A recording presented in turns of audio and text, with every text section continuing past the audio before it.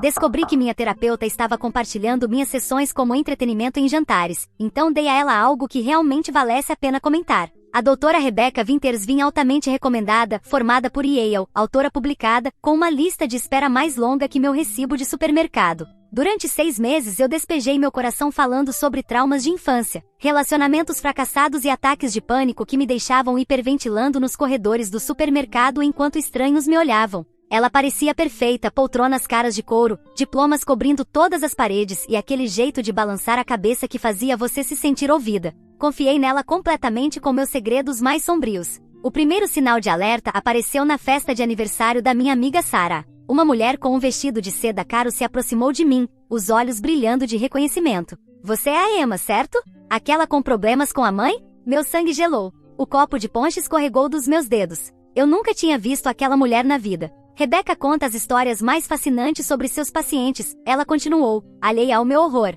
Obviamente ela muda os nomes, mas o seu caso é particularmente cativante. Os ataques de pânico no supermercado, o jeito como você ligou para ela chorando no estacionamento, material brilhante para entender a ansiedade moderna. Outros convidados da festa haviam se virado para olhar, alguns balançavam a cabeça em concordância. Meu estômago despencou ao perceber que todos eles também tinham ouvido minha história. Pedi licença e me tranquei no banheiro, as mãos tremendo violentamente. Mudar os nomes? Só havia uma terapeuta chamada Rebecca que eu conhecia. Na semana seguinte, sentei de frente para a doutora Winters, observando seu rosto de maneira diferente. O mesmo sorriso treinado, o mesmo blazer de grife, mas agora eu via algo mais. Cálculo por trás daqueles olhos azuis tão gentis. Quando mencionei me sentir traída por alguém em quem confiava, ela se inclinou para frente com aquela empatia ensaiada. A confiança é fundamental para a cura, ela disse. Quando alguém viola essa confiança, pode reabrir feridas antigas. A ironia me deixou fisicamente enjoada. Naquele fim de semana, fiz algo que teria horrorizado minha antiga versão.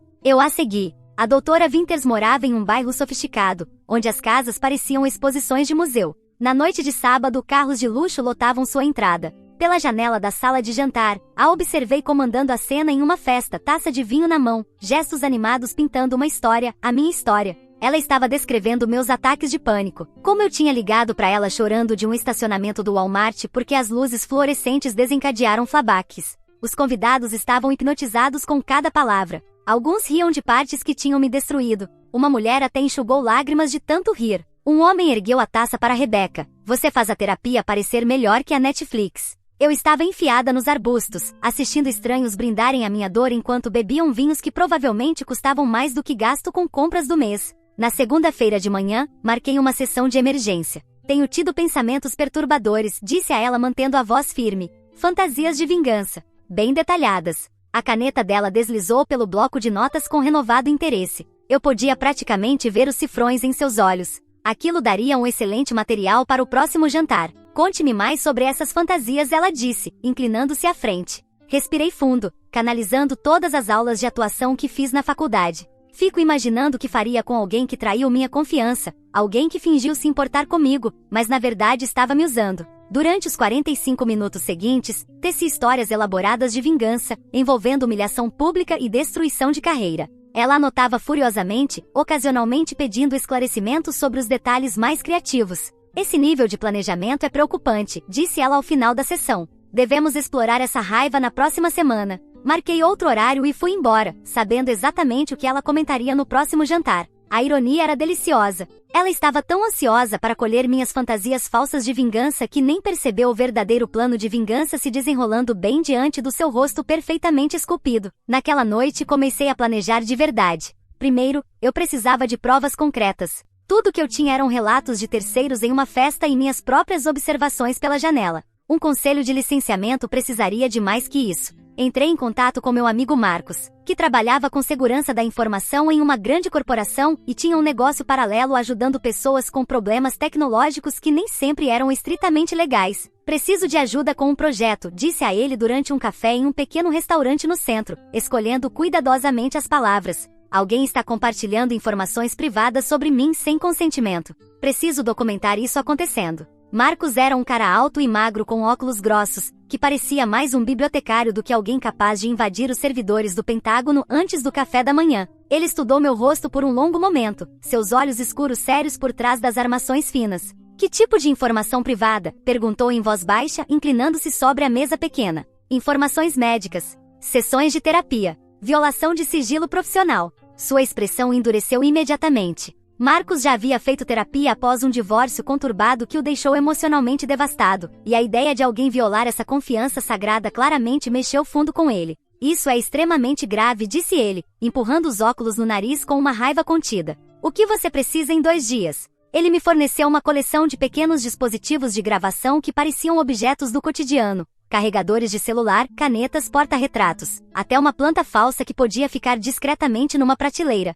A tecnologia era impressionante. Cada dispositivo podia gravar áudio com clareza cristalina num raio de até 4,5 metros, por até 72 horas, e fazer upload automático para um servidor seguro na nuvem, que não podia ser rastreado até mim. Esses são completamente legais, desde que você esteja gravando conversas das quais participa, Marcos explicou, enquanto me mostrava como operá-los em seu apartamento bagunçado. O paciente tem todo o direito de gravar suas próprias sessões de terapia. É o terapeuta que está infringindo a lei ao compartilhar essas informações com terceiros. Ele também me deu uma explicação detalhada sobre as leis federais de IPAUA, regulamentos estaduais de privacidade e os códigos de ética profissional que regem os profissionais de saúde mental. As violações que a doutora Winters estava cometendo não eram apenas antiéticas. Eram crimes federais graves que poderiam resultar em anos de prisão e centenas de milhares de dólares em multas. Na sessão seguinte, cheguei mais cedo e pedi para usar o banheiro, enquanto a doutora Winters revisava suas anotações em seu escritório. Rapidamente, conectei um dos dispositivos em formato de carregador de celular na tomada atrás da poltrona de couro dela. A luz indicadora minúscula mostrou que já estava gravando tudo ao alcance. Passei aquela sessão descrevendo fantasias de vingança ainda mais elaboradas, incluindo detalhes específicos sobre como eu documentaria a má conduta profissional de alguém, reuniria provas de suas violações e as reportaria sistematicamente a todos os conselhos e organizações profissionais relevantes. A doutora Winters pareceu particularmente interessada nessa parte, fazendo perguntas detalhadas sobre meu processo imaginário de coleta de provas, com um entusiasmo que me fez arrepiar. É interessante como o planejamento das suas fantasias se tornou metódico, ela observou, enquanto sua caneta se movia rapidamente sobre o papel caro. Isso sugere uma personalidade altamente organizada, respondendo a sentimentos de impotência com fantasias de controle detalhado. A especificidade indica que esses pensamentos estão cumprindo uma função psicológica importante. Às vezes eu imagino gravá-los, eu disse, observando cuidadosamente sua reação. Pegá-los no flagra fazendo algo errado. Ter provas que ninguém pudesse negar ou justificar. Ela sentiu aprovada, sem perceber a ironia de que estava sendo gravada naquele exato momento. A documentação pode proporcionar uma sensação de validação, mesmo em fantasia, disse ela com autoridade profissional. É a forma que a mente encontra de criar provas para experiências que de outra forma poderiam ser ignoradas ou minimizadas por outros. 3 dias depois, voltei para recuperar o dispositivo, alegando que tinha esquecido meu carregador de celular e precisava dele para o trabalho. A doutora Winters estava ocupada com outro paciente, então sua recepcionista, uma senhora gentil chamada Margarete, que não fazia ideia do que sua chefe estava fazendo, me deixou pegá-lo rapidamente no escritório. Naquela noite, acomodei-me com uma garrafa de vinho e meu laptop, preparada para ouvir cada minuto das 72 horas de gravação. O que ouvi me deixou fisicamente enjoada, mas também me deu tudo o que eu precisava para destruir completamente a carreira dela. A doutora Winters havia compartilhado detalhes íntimos das nossas sessões com pelo menos 6 pessoas diferentes durante aquele período de 3 dias. Ouvi ela ao telefone com colegas, discutindo meu fascinante estudo de caso e o material rico que minhas fantasias de vingança forneciam para entender respostas modernas ao trauma. Ela ligou para a irmã, na Califórnia, para compartilhar anedotas engraçadas sobre seus pacientes perturbados e suas delusões criativas. Ela até ensaiou suas histórias para o jantar em voz alta, refinando a narrativa para máximo valor de entretenimento, como uma comediante testando material novo. Você deveria ter visto o rosto dela quando sugeri que ela mantivesse um diário. Ela riu durante uma ligação para alguém chamada doutora Patricia Shen. Ela realmente acha que escrever suas fantasias violentas vai ser terapêutico. O nível de ilusão é quase encantador na sua ingenuidade. Mas a gravação revelou algo ainda pior do que eu imaginava. A doutora Winters estava violando leis de IPAUA com vários pacientes, não só comigo. Ouvi ela discutindo a tentativa de suicídio de um paciente de 16 anos com uma casualidade perturbadora, compartilhando detalhes sobre os sintomas de demência de um idoso com alguém que claramente não era um profissional de saúde. E o pior de tudo, rindo das tentativas de uma sobrevivente de violência doméstica parecer forte e independente durante as sessões. O caso do adolescente me horrorizou particularmente. Ela descreveu como o garoto tentou se enforcar na garagem da família depois de sofrer bullying na escola por causa da sua sexualidade, dando detalhes explícitos sobre o método que ele usou e a reação dos pais quando o encontraram. Ela compartilhou seu nome verdadeiro, sua escola e informações suficientes para que qualquer pessoa que estivesse ouvindo pudesse facilmente descobrir de quem ela estava falando. Os pais estão em completa negação sobre a orientação dele, ela disse à irmã durante uma ligação de 40 minutos. Continuam insistindo que é só uma fase, o que provavelmente é o motivo pelo qual ele tentou se matar em primeiro lugar. A família inteira é uma mina de ouro psicológica. Ela não era apenas uma terapeuta ruim, ela era uma predadora que se alimentava da miséria humana e havia construído toda a sua vida social em cima da monetização da dor e sofrimento alheios. O dispositivo de gravação também capturou algo que eu não esperava. Uma longa conversa telefônica onde a doutora Winters discutia sua próxima apresentação na conferência anual da Associação Americana de Psicologia, em Chicago.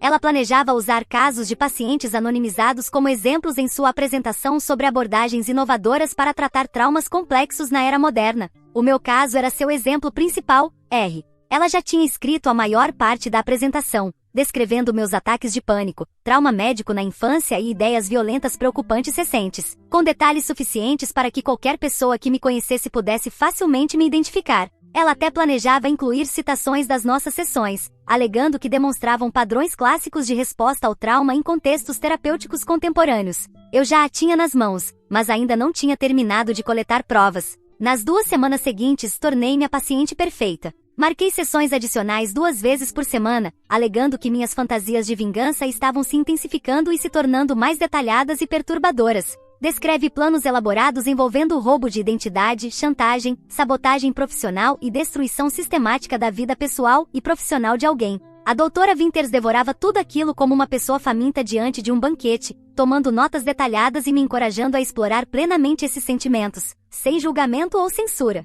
Ela chegou a sugerir que eu mantivesse um diário para acompanhar meu progresso no processamento desses pensamentos violentos, alegando que isso me ajudaria a entender os mecanismos psicológicos por trás das minhas fantasias. Quanto mais detalhados forem esses cenários imaginários, mais poderemos entender sobre suas necessidades psicológicas subjacentes, ela explicou durante uma sessão, os olhos brilhando de empolgação. Não se reprima. Este é um espaço seguro para explorar até mesmo seus pensamentos mais sombrios, sem medo de julgamento. Cada sessão foi gravada com diferentes dispositivos fornecidos por Marcos. Eu alternava entre o carregador de celular, uma caneta que colocava na mesa dela e uma pequena moldura que posicionava na estante atrás da sua cadeira. Ao final de 2 semanas, eu tinha mais de 12 horas da doutora Winters violando a ética profissional, discutindo informações confidenciais de pacientes com pessoas não autorizadas e incentivando o que ela acreditava serem fantasias violentas genuínas de uma paciente vulnerável. Durante nossa sessão final, decidi testar até onde ela iria na violação de suas responsabilidades profissionais. Tenho feito algumas pesquisas, eu disse, mantendo a voz cuidadosamente controlada e ligeiramente ameaçadora, sobre a pessoa que me traiu. Descobri onde ela trabalha, onde mora, com que organizações profissionais está afiliada. Inclusive procurei o conselho de licenciamento dela e o processo de denúncia. A doutora Winters se inclinou para frente como um gato avistando um passarinho ferido, completamente absorvida pelo que ela achava ser minha descida a uma obsessão perigosa. Como é que ter essas informações faz você se sentir? Ela perguntou, a voz mal escondendo a empolgação diante daquele novo desenvolvimento. Poderosa, respondi, deixando um leve sorriso surgir nos lábios. Como se eu pudesse destruir toda a carreira dela com um único telefonema. Tudo pelo que ela trabalhou desaparecendo. Todos os seus relacionamentos profissionais arruinados. Sua reputação destruída além de qualquer reparo. Ela sentiu com aprovação, sua caneta dançando na página com entusiasmo. Essa sensação de agência pode ser bastante terapêutica, mesmo que você nunca haja de fato sobre esses sentimentos, disse ela, completamente alheia ao fato de que estava incentivando um comportamento potencialmente perigoso.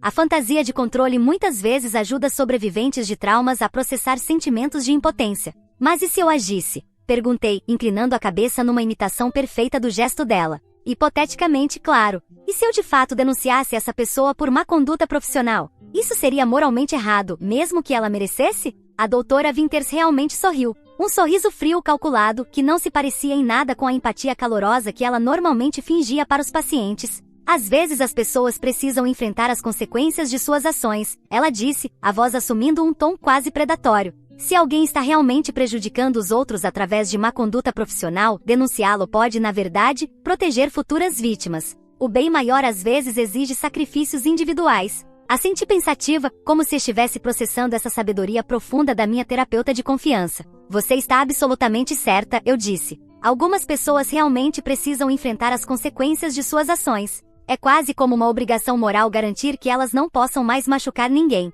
Ela sorriu para mim como uma professora orgulhosa, cuja aluna finalmente compreendeu um conceito difícil. Exatamente. Você está desenvolvendo uma perspectiva muito mais saudável sobre justiça e responsabilidade. Isso representa um progresso significativo na sua jornada de cura. Naquela noite trabalhei até às 3 da manhã, compilando tudo em um dossiê completo. 12 horas de gravações de áudio, transcrições detalhadas de cada violação, anotações de sessões mostrando o padrão de abuso, cópias da agenda dela provando quando ela discutiu meu caso com pessoas não autorizadas e uma pesquisa minuciosa sobre cada paciente que ela mencionou pelo nome durante as conversas gravadas. Criei uma linha do tempo detalhada mostrando como as violações dela haviam escalado com o tempo. Incluí as leis estaduais e federais relevantes que ela infringiu e anexei os códigos de ética profissional que ela havia ignorado sistematicamente. A documentação era tão completa que faria um promotor chorar de alegria, e tão minuciosa que nenhum advogado conseguiria encontrar brechas ou tecnicalidades para explorar. Enviei tudo ao Conselho de Licenciamento Estadual, com uma queixa detalhada descrevendo as violações de PAUA, má conduta profissional e abuso sistemático da confiança dos pacientes.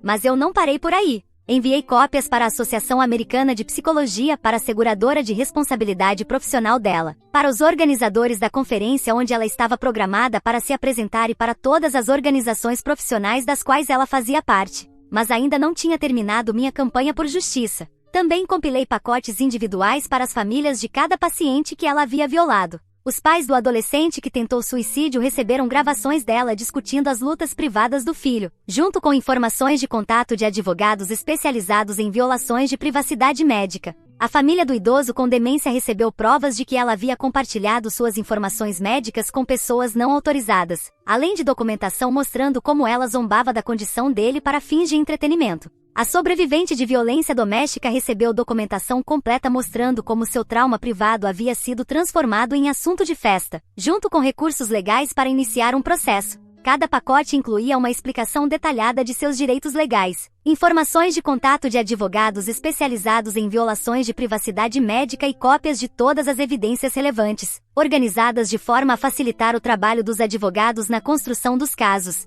Então, liguei para o Canal 7 e pedi para falar com a equipe de reportagem investigativa. Tenho documentação de uma terapeuta local violando sistematicamente as leis de privacidade dos pacientes, disse a repórter investigativa, uma mulher chamada Jéssica Martinez, especializada em casos de fraude na área da saúde. Vários pacientes, múltiplas violações. Gravações de tudo. Você estaria interessada em uma história que pode expor abusos generalizados no sistema de saúde mental? Eles estavam muito interessados, extremamente interessados na verdade. 2 dias depois, meu telefone tocou às 7 da manhã. O nome da doutora Winters apareceu na tela. Quando atendi, sua voz estava tensa, contendo o pânico a muito custo. Emma, disse ela, o verniz profissional completamente desaparecido, substituído por puro desespero. Preciso te ver imediatamente. Houve um terrível mal-entendido. Estão fazendo acusações que simplesmente não são verdadeiras, e eu preciso explicar. Não houve mal-entendido, respondi calmamente, tomando meu café da manhã enquanto observava o nascer do sol pela janela da cozinha.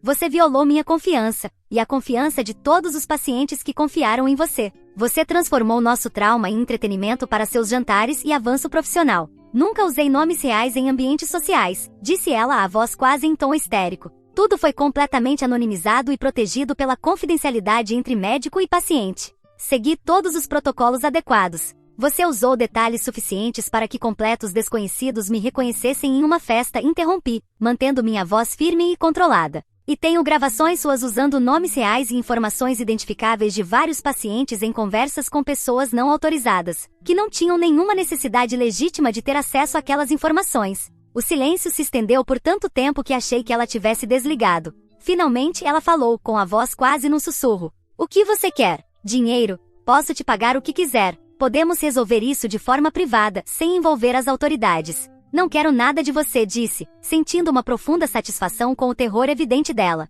Já tenho tudo o que preciso para garantir que você nunca mais machuque outro paciente. Por favor, implorou, abandonando completamente qualquer pretensão de profissionalismo. Eu cometi erros, mas minha carreira, minha reputação, minha família. Tenho filhos que dependem de mim. Isso vai destruir tudo pelo que trabalhei. Sua carreira foi construída explorando pessoas vulneráveis, respondi, minha voz endurecendo. Sua reputação foi baseada na violação da confiança mais fundamental na área da saúde. Talvez seja a hora dessas coisas acabarem, para que outros pacientes possam ser protegidos de você. Eu posso mudar, disse ela desesperadamente. Posso buscar ajuda, fazer treinamentos adicionais, reparar o que fiz. Por favor, não destrua minha vida por alguns erros estúpidos. Isso não foram erros, disse eu. Foram escolhas deliberadas que você fez repetidamente ao longo de muitos anos. Você escolheu violar a confidencialidade dos pacientes para seu próprio entretenimento e benefício profissional. Você escolheu incentivar fantasias perigosas ao invés de fornecer tratamento adequado. Você escolheu construir sua carreira sobre o sofrimento alheio. Desliguei e imediatamente bloqueei o número dela. A história foi ao ar 3 dias depois com a manchete: terapeuta local sob investigação por violação sistemática da privacidade dos pacientes. O artigo, escrito por Jéssica Martinez, incluía declarações de múltiplos pacientes violados, detalhes sobre a investigação ética em andamento e menção a possíveis acusações criminais por violações de IPAWA. A resposta foi imediata e devastadora para a doutora Winters. Sua clínica fechou em menos de uma semana. A recepcionista deixou recados constrangidos, explicando que todos os pacientes receberiam cópias de seus prontuários e encaminhamentos para outros profissionais. Sua licença foi suspensa, aguardando investigação. A apresentação na conferência foi cancelada. A seguradora de responsabilidade civil rescindiu o contrato após revisar as provas que fornece. A comunidade médica local estava em alvoroço, cheia de fofocas sobre o caso. Outros terapeutas começaram a revisar freneticamente suas próprias práticas, apavorados com a possibilidade de exposição semelhante. O Conselho de Licenciamento anunciou novos treinamentos obrigatórios sobre leis de privacidade dos pacientes e a implementação de auditorias de conformidade aleatórias. Mas a verdadeira satisfação veio quando a investigação criminal começou. A promotoria designou um promotor especializado em fraudes na área da saúde. A detetive Maria Santos me ligou para agendar uma entrevista sobre o caso. Quando nos encontramos na delegacia, seu profissionalismo vinha acompanhado de uma raiva visível pelo que a doutora Winters havia feito. Trabalho com crimes na área da saúde há 8 anos, ela me disse enquanto nos sentávamos na sala de interrogatório iluminada por luz fluorescente e com uma mesa de metal. Nunca vi documentação tão completa ou violações tão sistemáticas. Você basicamente construiu todo o caso para nós. Tive uma boa motivação, respondi simplesmente. O promotor, James Mitchell, era um homem magro com cabelos grisalhos que parecia sobreviver à base de café e indignação justa. Quando revisou minhas provas, seus olhos se iluminaram com o tipo de entusiasmo que os promotores reservam para casos incontestáveis. A doutora Winters violou a lei federal repetidamente e de forma sistemática, explicou ele, espalhando minha documentação sobre a mesa da sala de conferências. Violações da IPAWA podem resultar em penas criminais de até 10 anos de prisão e multas de até $250 mil por violação. Com base nas suas provas, estamos olhando para múltiplas acusações criminais, que podem resultar em décadas de prisão. Mas a investigação revelou ainda mais violações do que eu havia documentado. Quando revistaram o escritório e a casa da doutora Winters, encontraram anos de prontuários de pacientes que ela havia copiado ilegalmente e guardado para uso pessoal. Descobriram que ela vinha vendendo histórias de pacientes anonimizadas para empresas farmacêuticas, para pesquisa de mercado, escrevendo artigos para revistas baseados em casos de pacientes sem consentimento, e até negociava um contrato de livro com as histórias mais interessantes de seus pacientes. 6 meses depois, sentei na primeira fila da audiência formal do Conselho de Licenciamento. A sala estava lotada com ex-pacientes, jornalistas, outros profissionais da saúde, todos ali para testemunhar a queda de alguém que violou a confiança mais sagrada da medicina, e familiares de pacientes cuja privacidade havia sido destruída.